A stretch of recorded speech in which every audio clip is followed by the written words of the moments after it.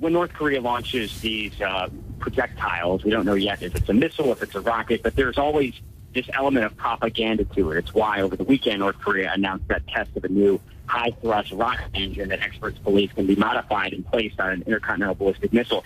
As for what was launched this morning local time, we don't know yet. The flash first came out of Japan that some kind of a launch was detected, and then the South Korean Ministry of Defense also confirmed that they were aware, and they actually did use the term missile launch. We just don't know what kind of missile it was. We don't know the size. We don't know the possible, what was intended to be accomplished here. Because North Korea has been saying for quite some time that they were going to launch an ICBM, and yet there have been preparations that were detected from satellites. But what we do believe is that this particular launch did fail. But don't think that means that we're out of the woods yet in terms of North Korea's capabilities. It's very natural for countries that are developing their missile programs to have missile failures. It happened in the U.S., Russia, and it happens all the time.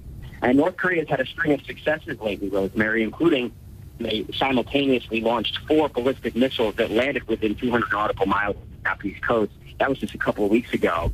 And they also launched a new kind of land-based ballistic missile at the beginning of the U.S.-South Korea joint military exercises, which, by the way, are still ongoing right now. So we can expect more launches to come because Pyongyang is always agitated when the United States and the South Korean military are training together very close to their borders.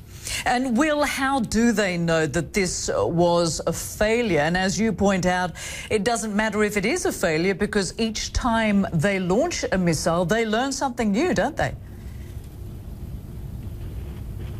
That's right.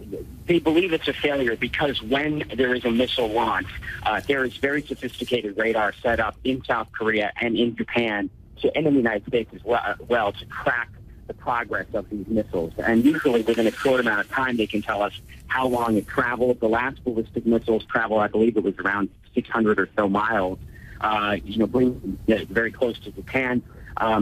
In this case, they didn't get a trajectory. They detected a launch. So there was certainly activity, a ball of fire that was detected from satellites, but there was no track of the missile.